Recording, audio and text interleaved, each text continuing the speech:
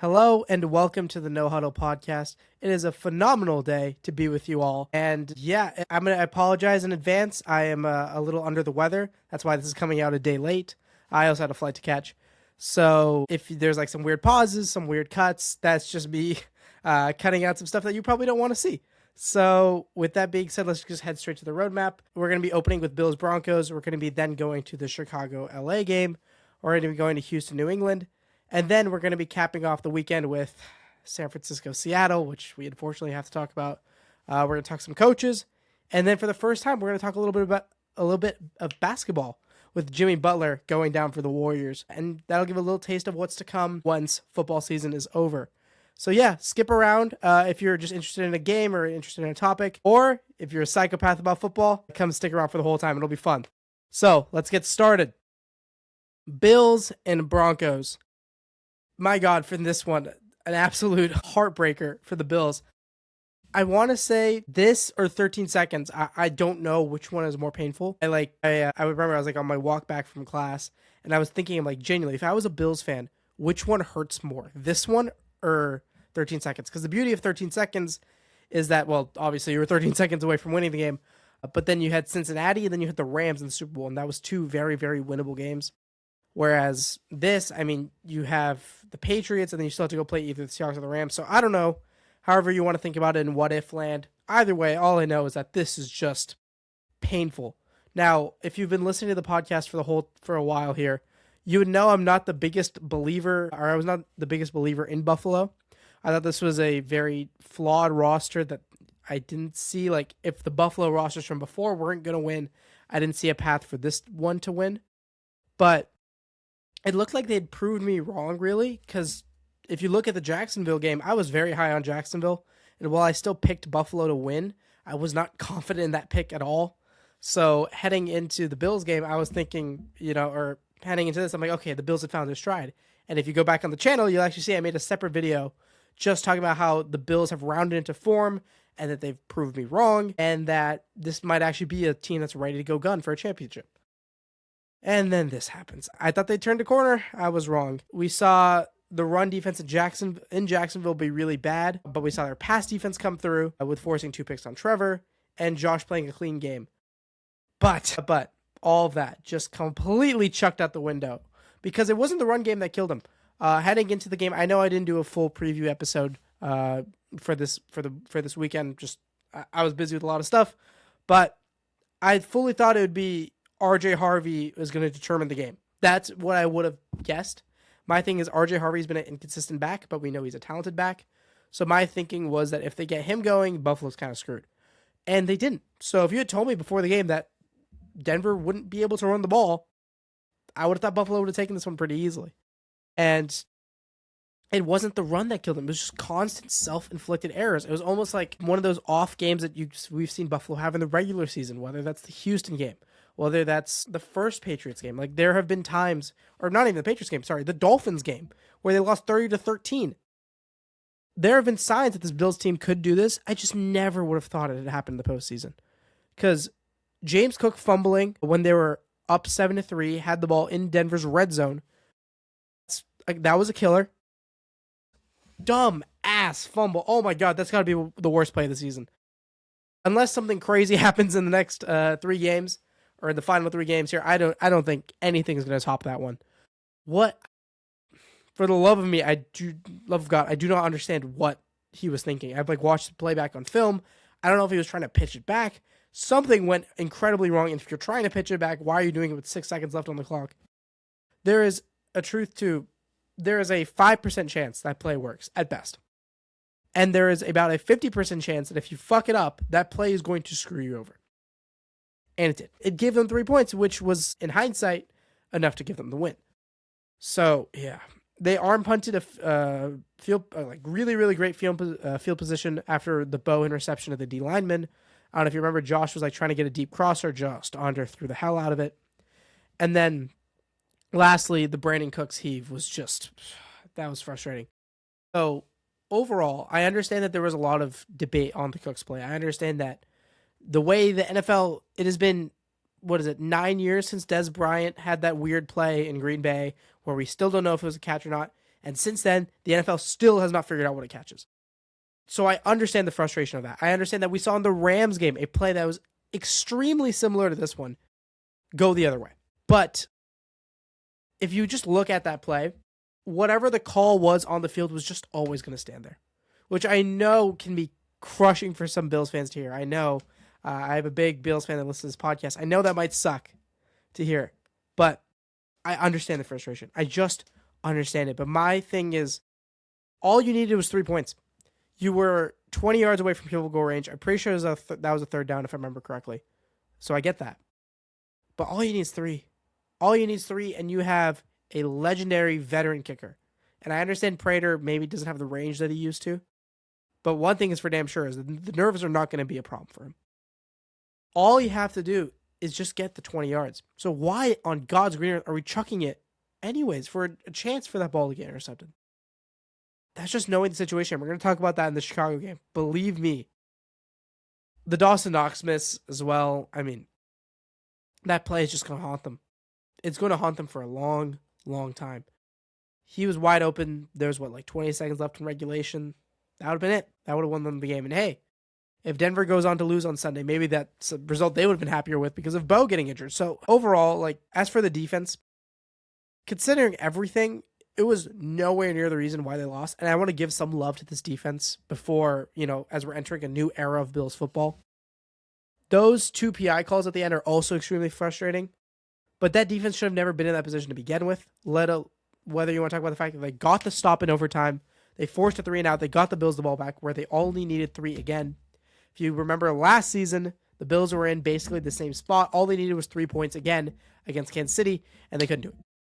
And then here, all they need is 3 again, and they couldn't do it. And then if you go back 2 years before, Tyler Bass, this is the 3 that they needed, and you see the point I'm making here. It is frustrating.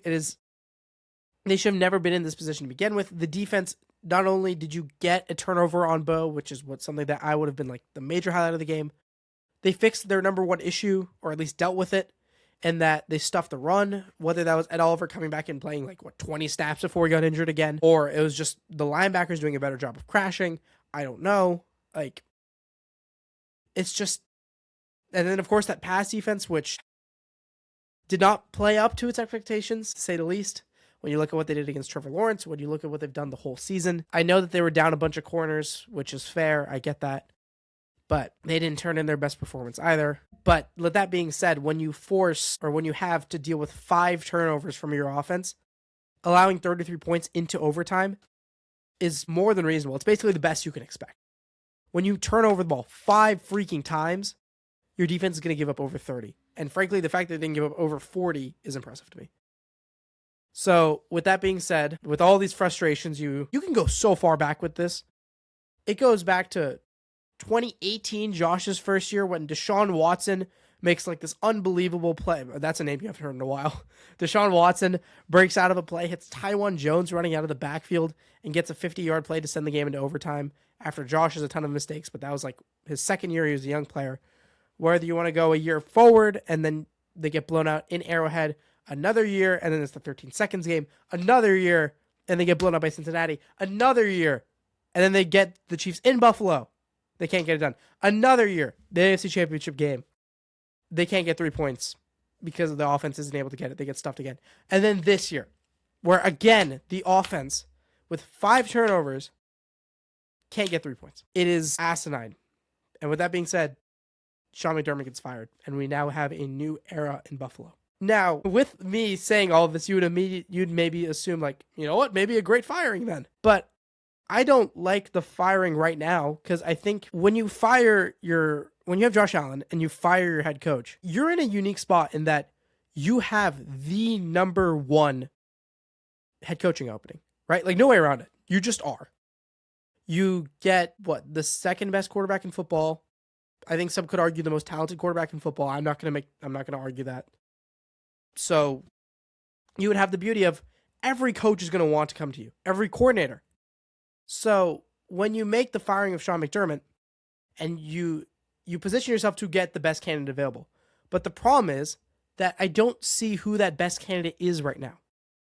Is it Clint Kubiak? Do you think Clint Kubiak's a S-tier candidate? Do you think that, obviously Jeff Hadley would have been great, but I don't think they want to go in a defensive direction, and he's already been hired. Obviously, John Harbaugh was not the type of guy they're looking for, because they would have just kept McDermott then. Obviously, Tomlin isn't the type of guy they're looking for, and Tomlin isn't even available. So, with that being said, who are you getting? I don't know. Do you promote Joe Brady? Like, I'm not too sure here what the direction is, because this isn't years past. There is no Kyle Shanahan available on the market, who is like these obvious slam dunk candidates. There's no Mike McDonald, who everybody knew was going to be a great head coach. There's no, maybe Jim Harbaugh. There's no Jim Harbaugh that's available there. There's no DeMeco Ryans. There's no obvious hitters.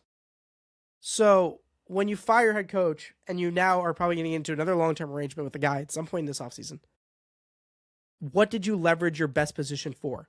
Something that a coach that you probably wouldn't have had a hard time getting either way. That's my opinion. And the second part I really didn't like about this is that Brandon Beane, let me double check how to pronounce his name. Because I'm going to be saying it a lot here. Brandon Beane, the Bills at the time GM, now president, who got a promotion, is god awful. You could argue that no GM in the league has done a worse job of building their team the last few years of the draft. No one. And that's impressive when you're in a league with like the Raiders. Is insane. If you look at this guy's last few drafts, there's been nothing after miss. He is riding off of James Cook, who has been great. No way around it. And Dalton Kincaid, who, when he plays for 6 games a year, is a hell of a player. Potential All-Pro.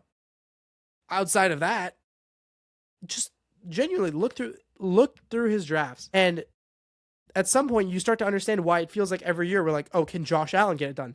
Not, can the Bills get it done? When we're talking about the Chiefs, we don't just say, can Patrick Mahomes get it done? We go, can the Chiefs get it done? Because you have Steve Spagnuolo, you have a bunch of talented guys. Remember, they overhauled their team in 22 and brought in a ton of young, new talent, and that worked out great for them. But if you just look at the Bills draft classes, there is nobody here. There's just no one here. Maxwell Harrison, who got injured 100 times. TJ Sanders, Lane Jackson, Deion Walker, Jordan Hancock. None of these guys made impacts. You go to last year, Keon Coleman, cookies, did nothing. He had one nice play where he lunged for a touchdown in this game. That's about it. Cole Bishop was a great pick. Dwayne Carter, Ray Davis, and just nothing down here either. Dorian Williams, Justin Shorter. There's nothing here. Kyer Elam. What about the GM here makes sense to keep? Not with the head coach. I hate when teams do this. They pick out just either the coach or the GM. There was clearly a problem with both. And promoting Brandon Beane is not going to be the way to do that. And you're not going to bring in a head coach who has a strong enough voice or enough power to take away from Brandon Beane. I know the Giants brought in Harbaugh and they gave him full control of the team. So the fact that they have a terrorist at GM and Joe Shine isn't going to affect them all that much. Hopefully, at least. Hopefully. I'll put a big caveat on that for my Giants fan friends. Giant fan friends. There you go. But yeah, whoever they get is still going to have to answer to Brandon Beane. I don't know. I hate that. I apologize for the rant, but that just had to be said. So for the Bills, who do you go? Other than Clint Kubiak, I have no idea. It's very clear that they want an offensive guy. I'm not sure if Joe Brady sticks around. I don't think they're going to go defense. Otherwise, Sean McDermott was pretty good. So I think this is more of a frustration fire. I really wish they would have thought about it here and realized, okay, well, who are we getting that's better than McDermott? Because I don't know what the answer to that question is right now. And whereas if you wait another year, then who knows what candidate could pop up. Maybe Nick Haley with Houston gets another year and he starts to look really good. Maybe one of these really young Jaguars coordinators has another good year and they start to look like slam dunk candidates. I don't know. You can't project who you think is going to be a good coordinator next year, but that's my opinion. With all that being said on Buffalo, we spent about 15 minutes on them. Just frankly, a lot had to be said there. Moving on to Denver. The craziest emotional transition in football history. I cannot think of a more dramatic 10-minute swing in a long time. Any emotional, just 180. Because when you win the game, pure bliss. No way around it. Proving everybody wrong. Even though I've been high on Denver all year. So you know what? Maybe proving me right a little bit. You go out there. You knock out the AFC favorite at home. I understand they were the 6th seed. But if you were to poll 100 people and say, who do you think is winning? Who do you think is the best team in the AFC? I think a lot of people would have said Buffalo. So you can go out there.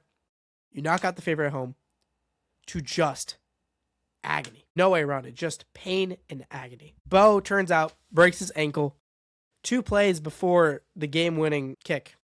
It was just a routine outside run. It's something that Broncos fans have been clamoring for them to do a lot, is get Bo on his feet and move. Because, as with every white quarterback, he's sneaky athletic. He can get out of the pocket pretty well. And yeah, apparently it's just ankle snaps. I don't see where the hell it happens on the play. All we know is it just happened. Not only that, he didn't show any pain, nothing. That man's a warrior. We're never going to really know, in my opinion. So I like to think that, he knew right as it happened and that he just chose to tough it out, stay in there, and rally for the team. So either way, so much credit and respect to Bo Nix. And we'll talk about Stidham here in a bit, but let's just appreciate what Bo and this team did here, because they're against the best pass defense in football. No way around it. You saw what they did to Jacksonville on Sunday? Yeah, last Sunday. And down multiple starting receivers. They were down Pat Bryant, who they loved, clearly. The very first drive, they gave him 3 catches, or it might have been 3 or 4 catches, I'm not even sure. They spammed him to open the game, and then he got injured. They were down Mims for a good while because he had this nasty hit to open the game on the kickoff. They were already down, I think they were already down Franklin heading into the game, or he got injured early, not too sure. But they were down multiple guys. With Sun not getting a target until there's the 4 minutes left in the entire game, they still put up 33 and win. That was their best win in a decade.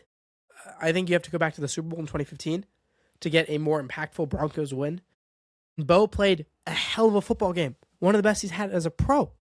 The one pick he had was a rough one where he didn't see the lineman, whatever happens. The defense, while they let Buffalo move, I think I was surprised to see how easily Buffalo moved. I think that is just a credit to, of course, Buffalo's offense being pretty good. Heard of that Josh Allen guy's pretty good. James Cook's pretty good. But yeah, they got key turnovers just time and time again. That so much needs to be said. What's lost because of how many turnovers Josh Allen had is how big that James Cook fumble was. They really would have had control of the game. And I know the Broncos love to come back, but it would have been extremely difficult for them to come back down 14-3. It would have been a hell of a rally, especially against Buffalo. But that James Cook fumble and then turning that into 7 on the very next drive was just so huge for the game. So huge. And then again, say what you want about, was that a catch? Was that not a catch? We don't know. But for Jaquan McMillan to take the ball out of his hands is an amazing effort play. So much respect goes to that. I feel like so many other players in the league would be like, oh, well, shit, the guy made a good play. All right, well, not much you can do. And instead, he fights back to the ball and just rips it out at the last second possible. Awesome to see that. Nick Bonino just continuing to show out as one of the best defensive players in football. I know some people might take some pause and I'd be like, whoa. But Nick Bonino's just been that guy for 2 years now. He is awesome. He's such a great football player. He gets a huge strip sack on Josh Allen in this one, and that converted into points for Denver because it was inside the Buffalo 30. And then Zach Allen continues to get home and just be one of the most underrated interior pass rushers, or underrated players in general, just because all interior pass rushers I feel like are always underrated. People will look at Seattle and be like, oh, I don't know why they're so good. And it's yeah, have you checked Byron Murphy, DeMarcus Lawrence, and Leonard Williams? That'll do it. That'll do it. But losing, back to Bo. Losing Bo is just so killer. It really is. I think Stidham is going to be surprisingly competent on Sunday, which that might sound like a dig. I promise that's a compliment. If you remember, his very first start, I think, was with the Raiders. And he played a really good game in 2022 against the 49ers, who had either the best or the second best defense in the league at the time. He's been learning. He learned behind the Patriots and Brady. He learned behind now Sean Payton and Bo Nix for the last 2 years. He's just been sitting there absorbing information, and he's in a spot to succeed. I'm going to talk about the Patriots here in a bit, and we know how that defense is very good. But it's not an unstoppable juggernaut. There is going to be paths for them to win this game. They're going to get J.K. Dobbins back, which is huge. If Dobbins wasn't back, I would almost consider them dead because R.J. Harvey really could not get anything going again. For them to get Dobbins back led an incredibly good running game when he was healthy. For him to come back will be just massive. And if he is even 80% of what he was before the injury, that'll put them in a really good spot. So for Stidham, it's going to be a matter of protecting the ball and coming up clutch on a few plays when they need him to.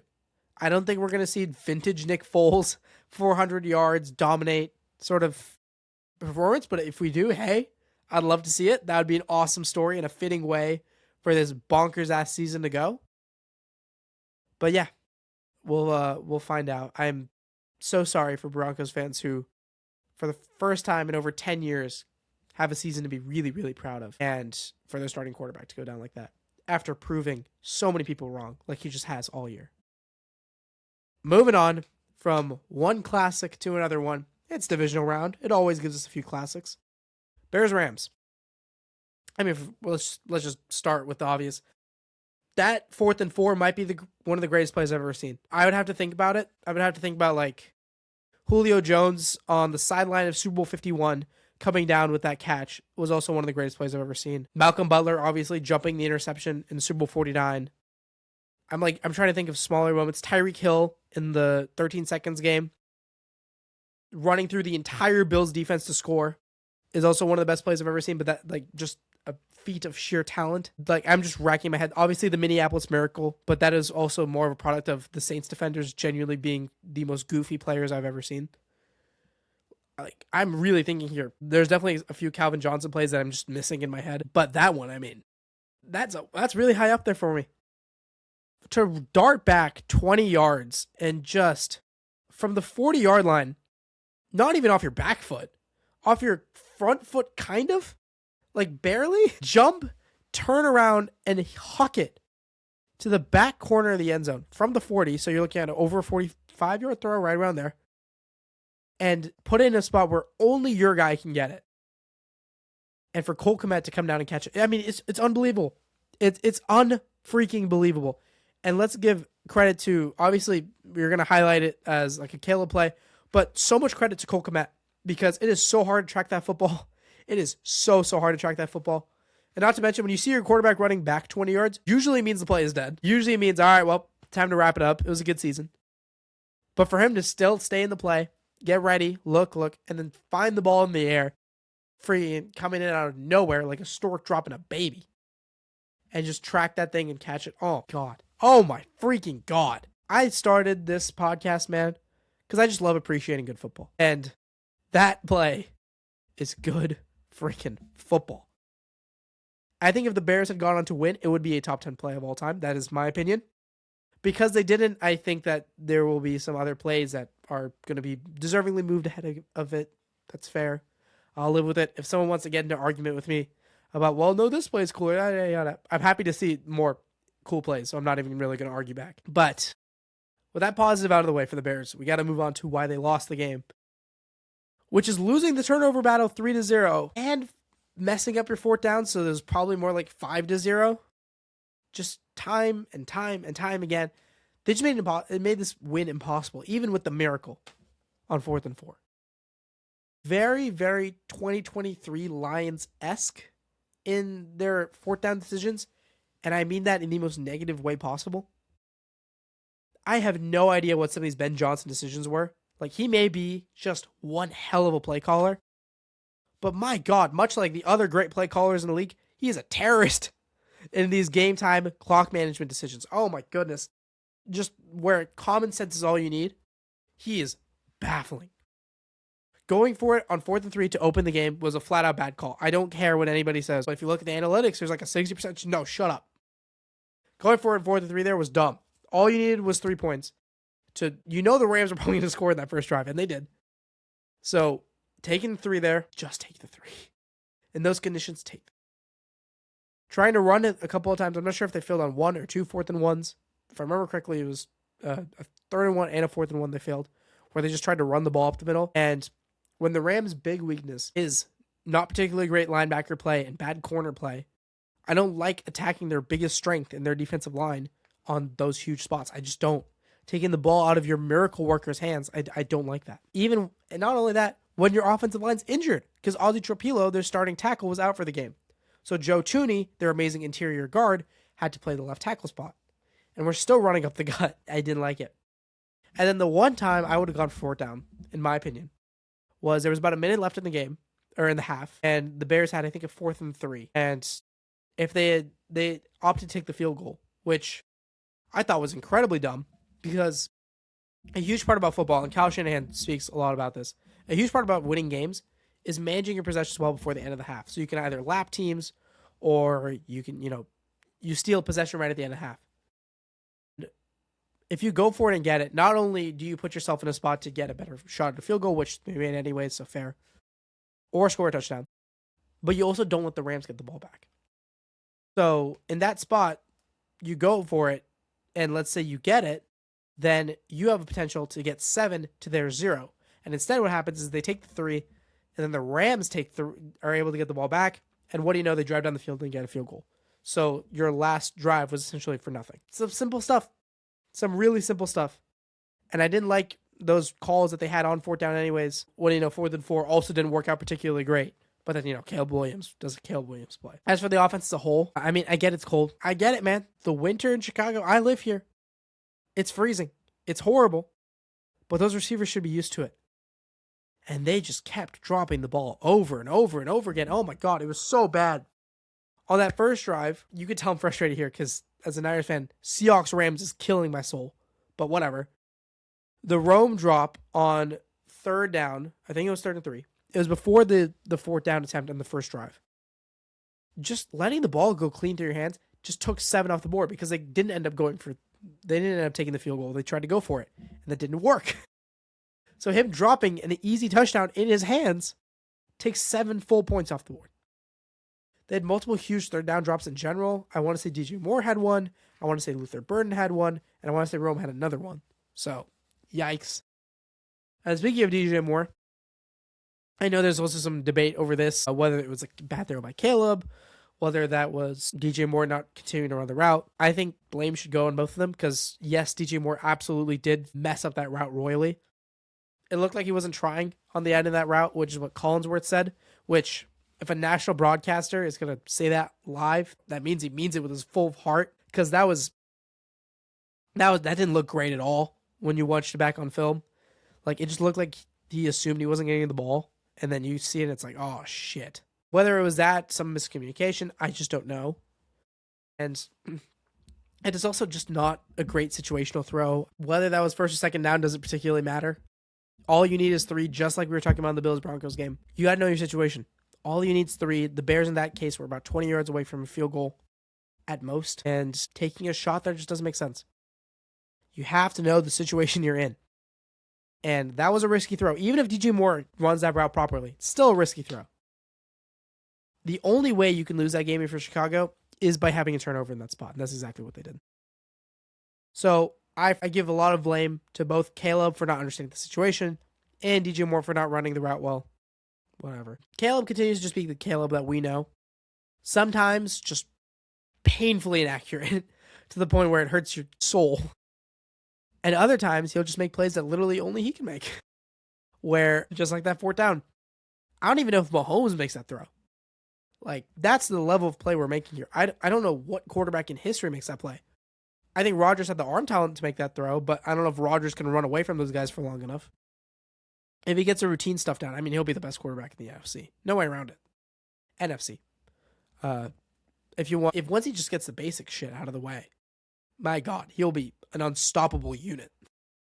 Once he develops it a little bit, hell, if he just gets another year, which he obviously will, like, I am terrified for year 3 Caleb. That is going to be so much fun to watch. As for the line, I think they overall did like a really solid job of blocking this one. Consider that the Rams have Byron Young, Jared Verse, Kobe Turner, Braden Fisk, a bunch of heavyweights, a bunch of freaking dogs, and that they were missing their starting left tackle and had to put Tooney on the outside, which if you remember from the Super Bowl, usually doesn't spell success, to say the least. Considering all that, overall impressive that front 4 did not wreck the game the way that they could have. Not getting the run game going, whether that is a product of that beat-up, switching up offensive line. Monunga got stuffed, and DeAndre Swift had a few explosive plays, but overall got stuffed as well. So yeah, a big part of the Caleb turnovers obviously is the fact that you couldn't run the ball at all. And then as we discussed last week, the defense really did figure something out against Green Bay. And the same thing here, after getting walked down on that first drive where it looked like, okay, the Bears defense is going to put up no resistance again, Stafford was rattled all night just because of the pressure looks they went back to. I don't know if the Rams just didn't game plan for it, which I doubt because it's Sean McVay and Matthew Stafford. But they looked so rattled by the Bears bringing extra guys. And Jaquan Brisker, let's talk about him for a second. Because I'm worried this is going to get lost to time because they didn't end up winning this game. Jaquan Brisker had one of the best games of any player in the postseason. Just no way around it. He was literally everywhere. And next season, they need to figure out, okay, how do we get this production from him that he had here? How do we make it a consistent thing? Do we need to put him in the box more? Let him have more free assignments? Whatever the hell it was that they did, they need to make sure Jaquan Brisker is doing that again. Because that was amazing to watch. Like, he was playing like prime Talanoa Hufanga. He was so good to watch. He was playing like Kyle Hamilton. He was everywhere. He made every tackle. He was getting in the way of passes. It was a treat to watch Jaquan Brisker on Sunday. But they need to just let him hunt. That's the way I like it. Because I know I've watched a good bit of Jaquan Brisker. Because I at one point wanted the Niners to get him. Because I think he's just a super fun player. And I know he struggled in coverage for this season. But I think it's because they just didn't know how to use him. I think now Dennis Allen, it took them about 18 weeks to figure out how to make this Bears defense gel. I think they got to approach it with like a Brian Flores type approach. Head on fire, go charge the quarterback. Because clearly it works for this defense. Especially because of how good your corners are. It works. Speaking of which, they shut down Devontae Adams. He, I think, only had 2 or 3 catches on the entire day. Puka only had 5 catches for 60 yards, which if you told me that heading into the game, I would have said Bears by 100, but turnovers. They held up against the run, which was, again, a huge thing for them. And the defense found its form. It absolutely did. Just like we saw in the second half of Green Bay. And they should have won the game. How about the offense? So, moving to the Rams side of things. I mean, the offense looked so stagnant in this one, which it's weird. I have so many positives from Chicago just because of how their defense stepped up and, that absurd throw, of course. But for the Rams, I have so many negatives, yet they won the game. Their offense looked so yeah. This postseason, Stafford has not been himself at all. I know people are glazing the shit out of Stafford again, which, I mean, I'm just kind of used to it when he gets unnecessary glaze. I don't get it. This was not the game where you go, oh my God, Matthew Stafford. Like, I get it. He had an unbelievable throw to Devontae in overtime on that out route. Other than that, I mean, nothing about this was a great Stafford game. He had a few throws as usual, where it's like, we call them gifts on the channel. It's like the Stafford gift. He'll give you about 2 a game usually. He was not doing it for the majority of this MVP season, which is why, he's in line to win an MVP. Because he usually does it, and it's a huge problem. But that came back with a few weeks left to go of the regular season, and it has continued through the postseason, where it gives you a few lollipops, a few gifts, whatever you want to call it. Not particularly. It just didn't feel like the Rams offense, which I gave a ton of credit to the Bears defense in fairness for forcing that. But it feels like the Rams offense has not come into form at all this postseason. Kyron and Corum got stuffed and held in check. Same with Puka and Devontae, as we just talked about. And their line handled the 4-man rushes just fine. We saw that in the first drive. But once Chicago started bringing pressure looks, I mean, the line just fell apart. They did not know what to do at all. They were free rushers coming in everywhere, sometimes right on the interior, which fully just killed plays. And I think the coaching staff knew that. They knew this wasn't a game for their offense to go win. And they had a chance, 3rd and 8, with about 2 minutes left to go in the game. And if you get a first down, you win the game. And what did? They gave up on the play. They ran the ball. And they said, okay, it's fine. Chicago can get the ball back. And in credit to them, it should have worked. That should have been enough to win them the game. But, Caleb, 4th and 4, Yaga yeets it to the back corner. Do people say that anymore? I'm old. But yeah, they gave Chicago a chance on that as well. And then, of course, in overtime, that's also going to get lost to time. The fact that they ran the ball 3 straight times to open overtime was absurd to me. Like, not giving Stafford a chance with the ball, not a particularly great sign you trust your passing offense at all. 3 straight runs to head to start your overtime and punt. Yeesh. Credit to the defense, though. This unit I have been giving a lot of crap to for the last 6 weeks. And they came in and they got just timely stops on 4th down and they got turnovers, which was huge. They got a stop near the goal line, I want to say about 2 yards away, and they've held Chicago to 0. If Chicago even gets 3 there, who knows? Chicago's moving on. What do you know? They get a stop. Fully, so much credit to this defense, who, again, I've been giving a lot of shit to. And a big part of that is those safeties, Cam Curl and Cameron Kitchens, who are talented players, but have, I think more so with Curl, less so with Kitchens, have had up and down moments. I think that a lot of my frustration with the Rams safeties came with Quentin Lake, who returned last week. I didn't see so much of him because he was horrible in the Panthers game. These two turned into great games, and you started to see once the Rams have solid secondary play, dear God, they're a terrifying defense. And if they continue to get that secondary play, they're going to have a good shot against Seattle. Say that. But yeah, I know I just shit on the Rams a lot, but they're moving on to the conference championship. They beat the Bears despite that miracle play, so I'm going to give them a good bit of credit for that. And I think it is, to their credit, also terrifying that their offense is not all rounded into form, and yet they're still here. Like, Stafford has turned in 2 subpar games. I would say like bottom 5 games of his season. The Carolina game was not good at all. I know he had the game-winning drive. I'm going to give so much of that goes to the J.C. Horn injury and the Panthers playing prevent dog shit defense and going into deep ass cover 2, cover 4, which is, I hate that so much. But yeah, so much credit for the Rams for still finding a way to be in this thing despite not rounding into the form. And now we're seeing a Rams team that still hasn't fully locked and loaded, potentially go to the Super Bowl if they can lock in, because they're going to need to against Seattle. My God. I don't think we're going to do a preview show on this, so I will just say this now. If the Rams come in and do what they did against Chicago to Seattle, they're getting out of there bloodied and battered, just like the Niners did. It'll be a blowout. So the Rams better come with their best shit. Moving on. We've got the Texans and the Patriots. There's a reason why this episode is called The Most Heartbreaking Weekend of Football. Because more so than I think Buffalo, I think more so than Philadelphia last week, more than anybody, the worst a team has to feel coming out of this postseason is Houston. It just has to be. This was the year. This was the shot. And for me specifically, this hurts. Because, of course, the Niners are my team.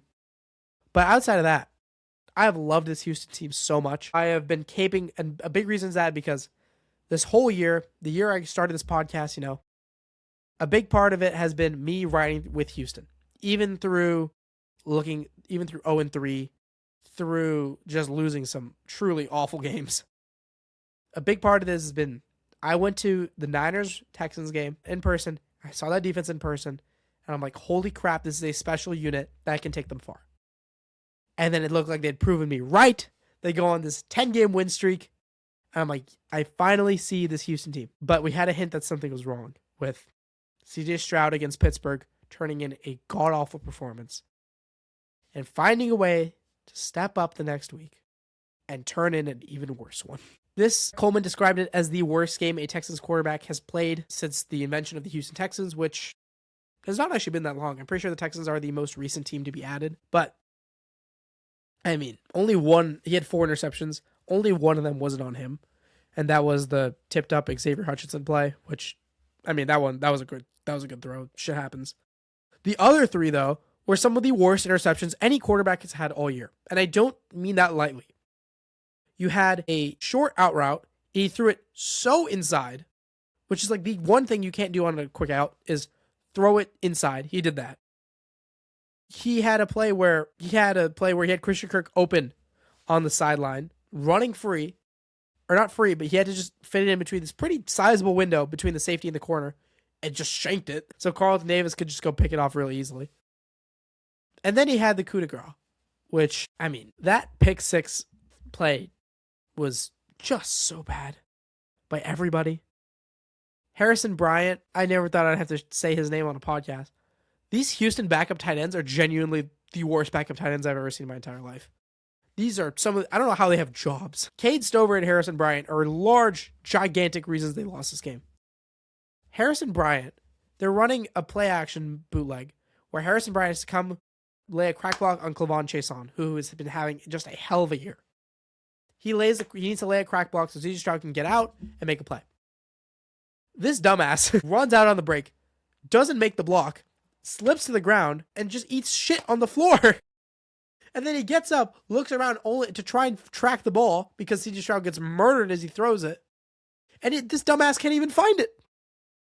And it gets picked off on Marcus Jones for a pick 6. I mean, just one of the worst reps we'll see any player have all year.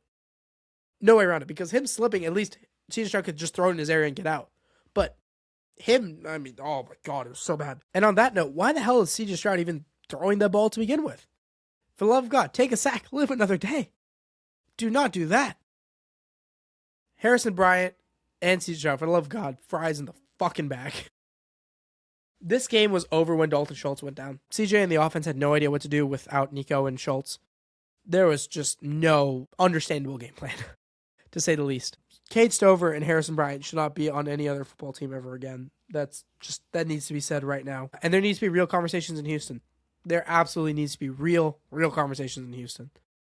Because I don't know what you do.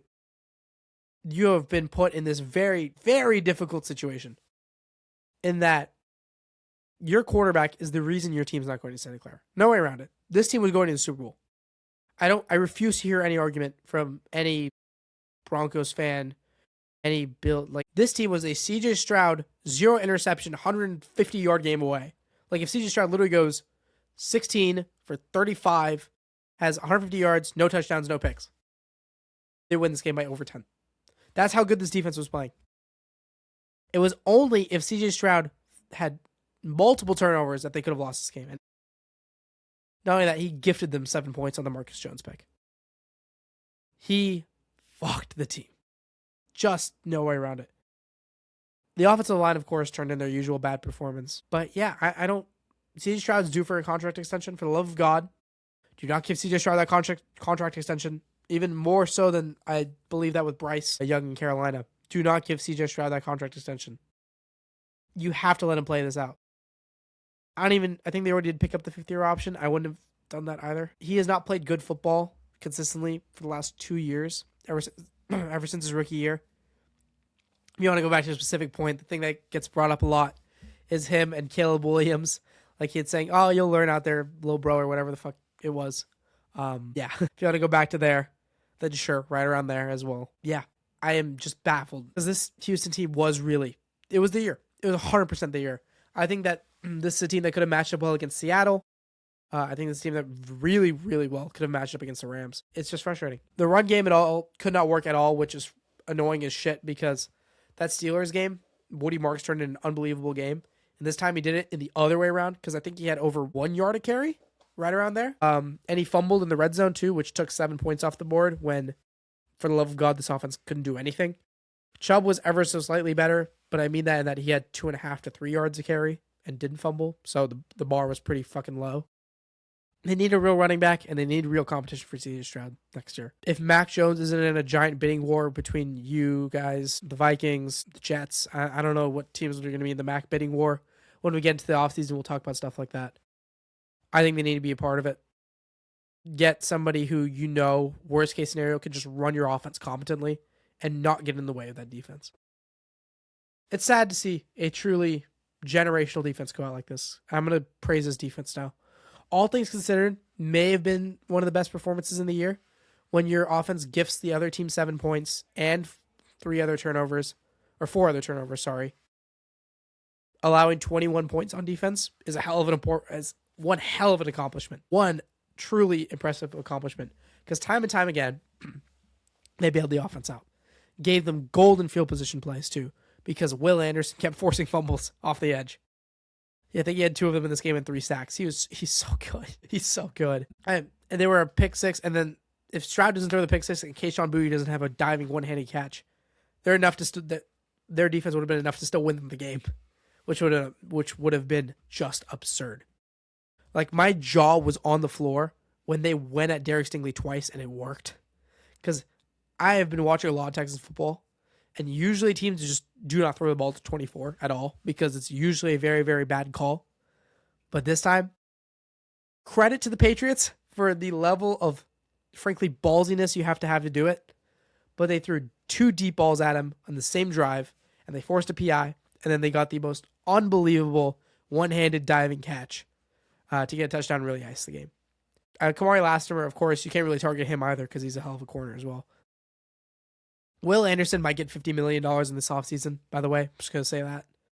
If he beats the Micah deal, do not be surprised. Like, he is just that good.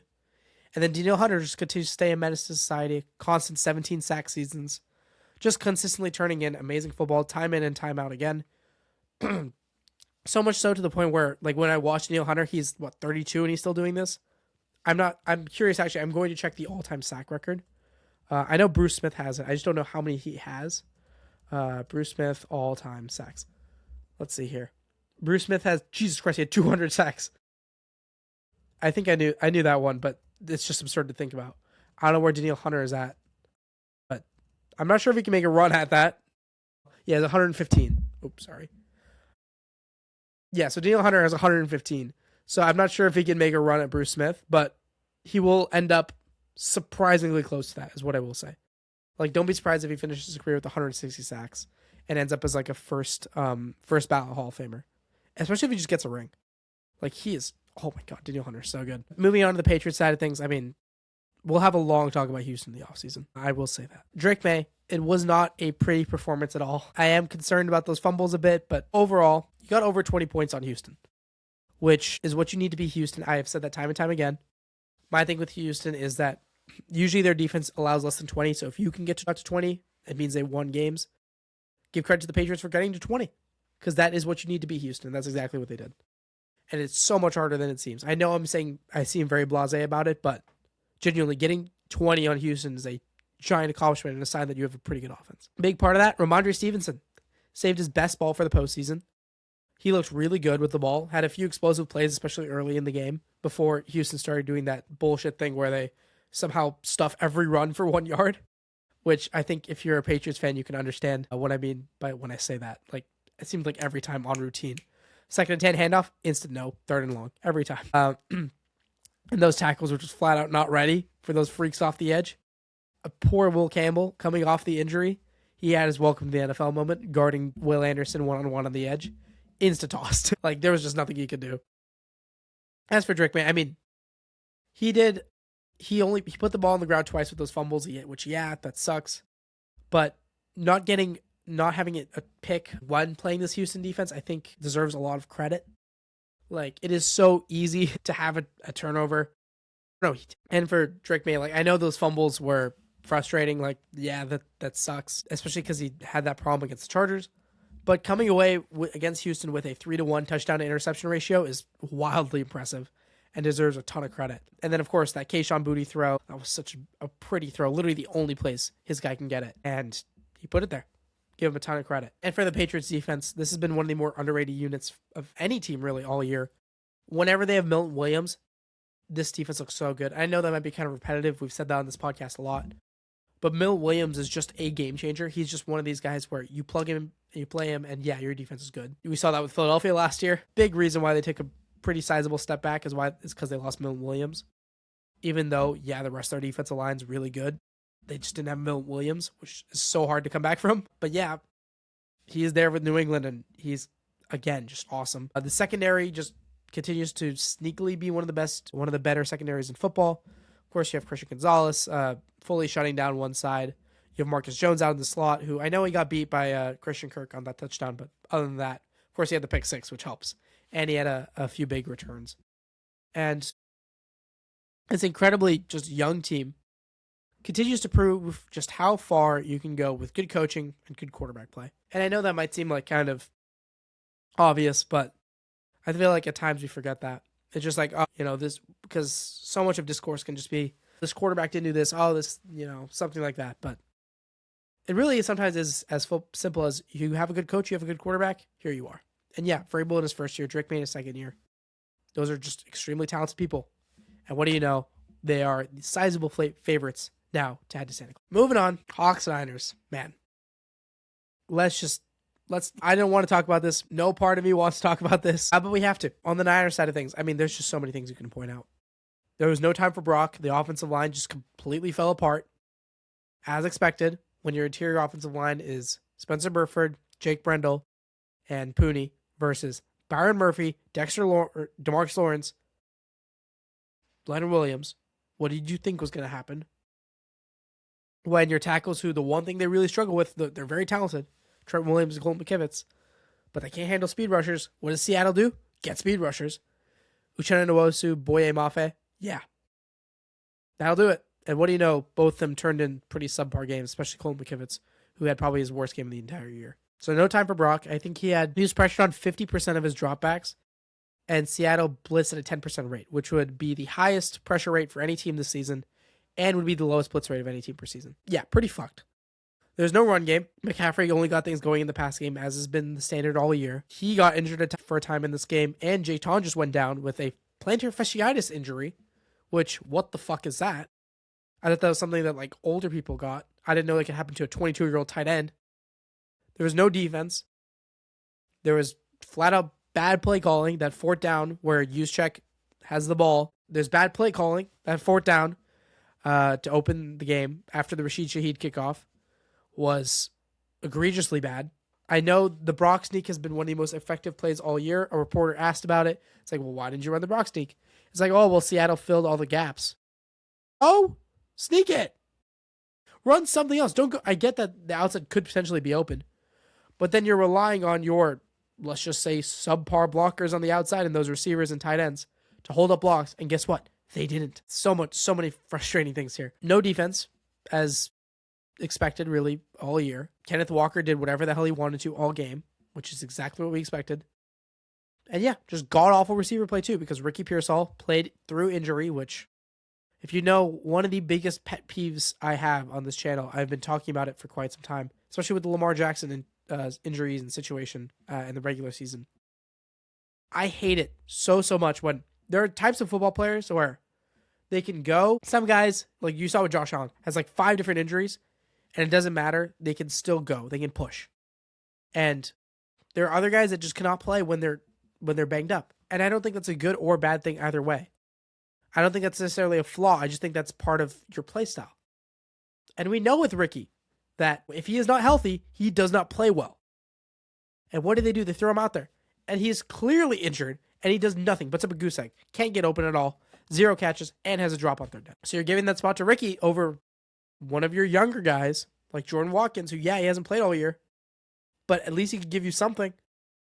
Yeah, I don't know what else there is to say. If you want me to talk about Brock, about Brock, I think that he did, considering the situation he was in, that first half he had was genuinely one of the better first halves I've seen him play in his entire career. Like, he was so good in that first half. I think that he didn't, because of how bad the score was, he did not get enough credit for that Hail Mary throw where it was like 60 yards. Seattle rushed nobody, so he had time to unleash it, but it was 60 yards, and it was a freaking rope.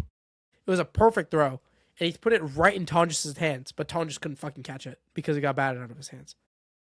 So, I mean, Purdy in that first half was pretty sensational. Had an absurd play to Jake Tonjes, where if we'd somehow won that game, that would have been something that got highlighted a lot. But, you know, when you lose 6-41, you tend to forget about the few positives. Yeah, that's all she wrote on the season. Brock's second half, I mean, not particularly great. And I was just playing so back, and you need to take the checkdowns in those spots, but when you're down by 18 and you can't get any stops, and then you're down 25, and then you're down 31, yeah, I understand why you don't necessarily want to take checkdowns with your season on the line. Like, I get that. So I'm not going to I don't really shit on Brock at all for this game. I think that there are other games that Brock has played this year where you can give him some blame. Overall for the Niners, I mean, this is a team that was punching way above their weight class. They were like massive underdogs in this game, had 9,000 injuries. I get that. Yeah, that sucks. There was also just no excuse, regardless of what team you're fielding, to lose a game of 6-41. They did not handle field possession well at all. I feel like Seattle only had short fields the entire game. And the one time Seattle didn't have a short field, they went 10 plays, 80 yards, and scored when the defense was potentially one stop away from giving the Niners the ball back with a chance to make it like a 4-point game to end that first half, which would have been huge. And instead, that was the main momentum shift. That was the killer. When the Niners down 6-17, get the ball back to Seattle, and they go 80 yards and end the half with a score. That was it. That was done. That's when the game was done. So if you want to say the Shaheed opening kickoff, I wouldn't necessarily disagree with you. But overall, like, fully done. When the Niners defense gets that holding call on third down, which I hated. I hated that call so much. Like, I get it. That was probably a hold. But calling a hold on an interior defensive lineman when the play is all the way to the outside, like, what are we doing? What are we doing? That's just infighting. It happens on the line all the time. But instead they call it, and then that leads to Seattle just marching down the field and getting in an easy score. I mean, it was frustrating to watch. And a rough way to end what was a really, really fun season. we're going to have a lot of talks about the Niners in the offseason.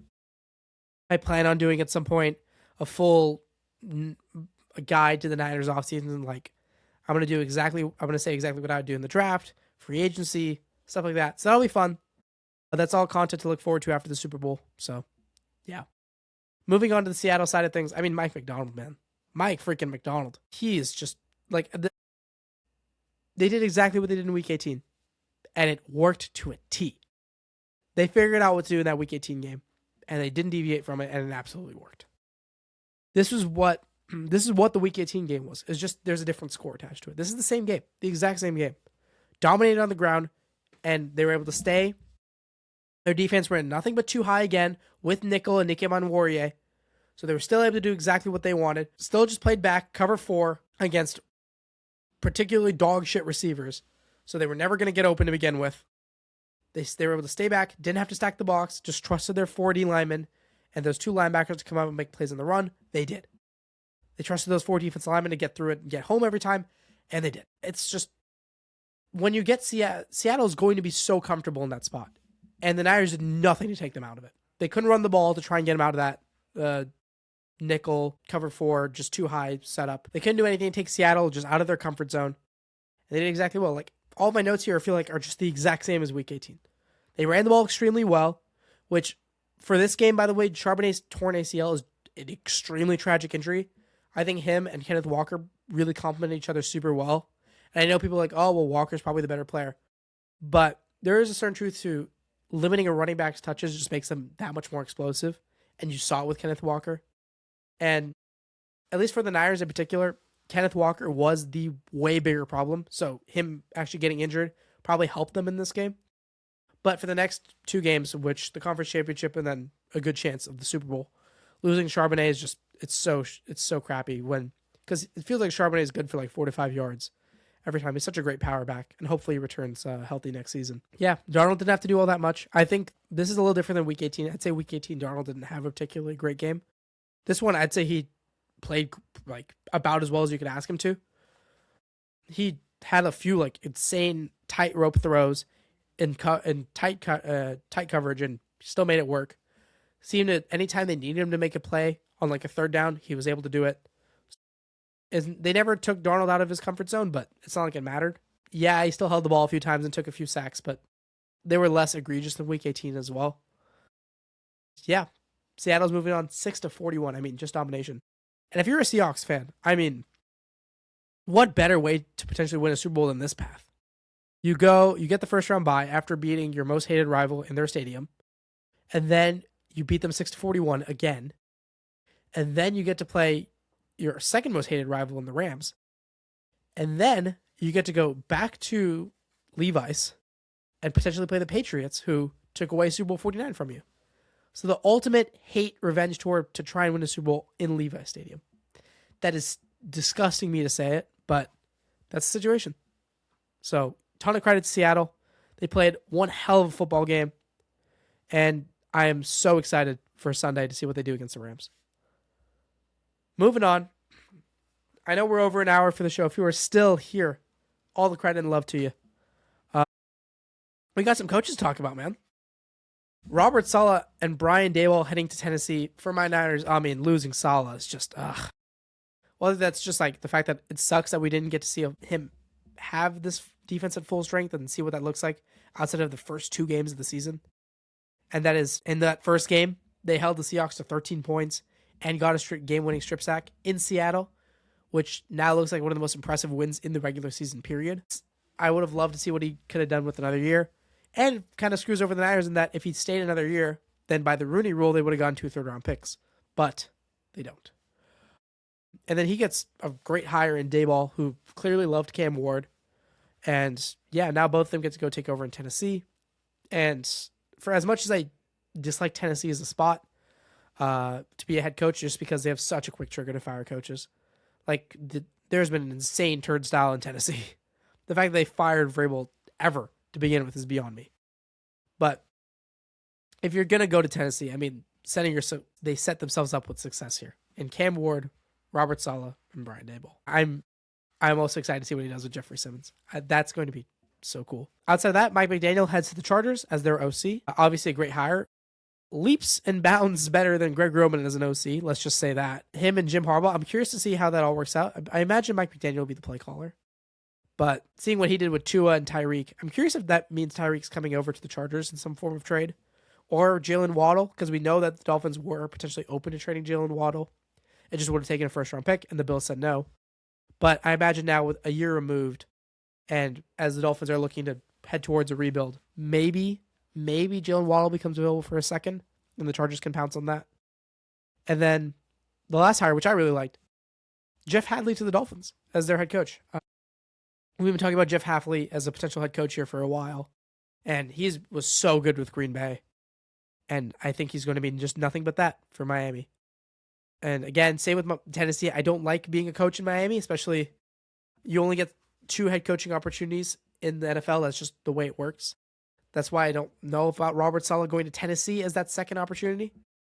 But if you're going to go to Miami, not a great owner in Stephen Ross, to say the least, and you're taking over a pretty fucked up quarterback situation. But if you're going to go there, I mean, Jeff Hadley's a pretty great coach. So I hope that all works out for them. Last thing. The last bit of basketball stuff. In the longest show so far, we're going to talk about some basketball here. Jimmy Butler. Man, I am a Bay Area sports fan.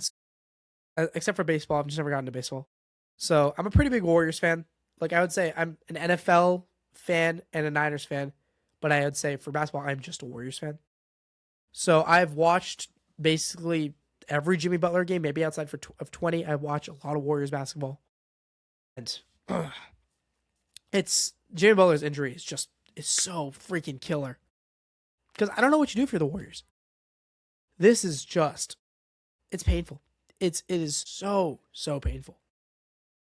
Jimmy, man, when he came in, he was like a light to the team. No way around it. Jimmy Butler, saying, I got my joy back playing with Steph Curry. They make that run in the postseason. They get through Houston as the 2 seed. And then Steph pulls his hamstring pulls his hamstring against Minnesota in game 1. And it's like, oh, can we win 1 game? Can't get it done before Steph can come back. And that haunts you. Then we head to this season. It looks not particularly great, to say the least. They're really struggling. And then they start to catch fire. They go, 13-4 down the stretch? 11-4, and playing against your old team in Miami, close game, and he pops his ACL, and he's done for the year.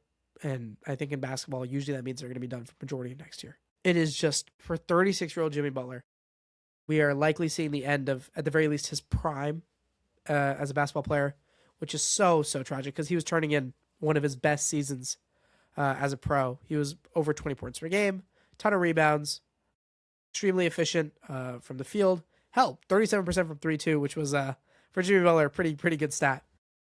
Always did that thing where he just hit the chuck in threes right before the end of right before the clock expired. Yeah, with all that, as soon as the team starts to hit its form, as soon as DeAnthony Melton starts to step up, 5 days after Jonathan Kuminga can get traded, and it looks like you're going to add a third scorer, Jimmy Butler goes down. Now, if you're the Warriors, you're in a pretty unwinnable situation, I'd say here. I don't see an obvious path out of here. So you kind of have to make the call. Right now, I think the trade deadline's in about 2 weeks or so. The question is, what do you do now? I think there's 2 paths about it. So I'd say there's 3, but the first path I'm not going to count as an option, which is you trade Steph Curry, which the Warriors are just never going to do. Because Steph doesn't want to leave. If Steph says that, hey, I want to leave, then that's a different argument. I think that you can potentially see him, but presuming that Steph doesn't want to leave because his entire family's here, he's raised 4 kids, he has businesses here, everything. And because, I don't know, he's the icon of your franchise who brought you 4 championships and is still in his prime because he's averaging nearly 30 points per game and is an all-star starter at 38 when every other guy is 31 years old or younger. Assuming you don't want to move off that guy. You have 2 paths. 1, you let this season just ride out and end in a predictable play-in loss, round 1 loss to Houston, Oklahoma City. It's Denver, insert good Western Conference team here. You let the season flame out, and you try and get ready for next season. You potentially add a few more guys, and you add in Jimmy Butler at some point in the next season. You pray he's that guy. Again, and you make a run. And that would probably be one of Curry's last few seasons. Or the route that I would do, the route that I think people might find controversial is that you call the Mavericks and you go, hey, his contract is the exact same as Jimmy Butler's. We both have situations here where, let's just be real, we're not going to win. We're not in a winning spot right now for either of us. There's no real winners in this equation here. You have this guy, the last stain of Nico Harrison's legacy. He's not ever staying healthy, and you need to embrace a new timeline now with Cooper Flagg. So what do you say? You send him over here. You take back Jimmy Butler, who makes the exact same salary, and his contract will expire a year sooner, and you just let him rehab, and you can put all the focus back. You can not think about the Luka Doncic, Nico Harrison. You don't have to think about that anymore, because at some point this will just turn into cap relief, and you can add to your Cooper Flagg and eventually Kyrie Irving tandem. I think that's a win-win. And then for the Warriors, obviously, you just let AD take as much time as he needs, for the love of God. I wouldn't entertain playing him until like March, and then just give him maybe 20 to 30 minutes a game. And then when the postseason comes, you pray to God he stays healthy and you make a push. Because I think a healthy Steph Curry and Anthony Davis with a solid supporting cast, because you then could trade Kuminga and turn that into something. I think that is, it's not the favorite in the West. I think that you still would have, obviously, you still have Denver over them. You still have OKC. You'd still have Houston. But I'd say it gives you a non-zero chance. It gives you some chance, which right now you don't have any. And it's another year of wasting Steph Curry. Yes, you would have to be so incredibly lucky for Anthony Davis to stay healthy. But at what point, what else do you have other than just a half-court heave? And that's what Anthony Davis would be, is a half-court heave. Because if he somehow stays healthy, you know he's like kind of a perfect fit. What he and Draymond Green would do on the defense side of the ball, oh my goodness. Oh my God. The Warriors have needed a true big man for so long. Like I would fill that spot. But it is also just so unbelievably risky. But I just don't know what else you do. So that's all. With that being said, we are at, I think once I take out all the sickness stuff, we're going to be right around hour 10. This is the longest podcast we've had, which makes sense. It's Divisional Round Weekend. This is just always going to happen. It has been a phenomenal time to be with you guys. My voice is on the verge of giving out for the rest of time. So I'm going to wrap it up here. I want to thank you all so much for listening. The few of you who even get to the end of this, I want to thank you all so much for your time. And with that being said, let's have a phenomenal Conference Championship Sunday, and I will see you guys next week.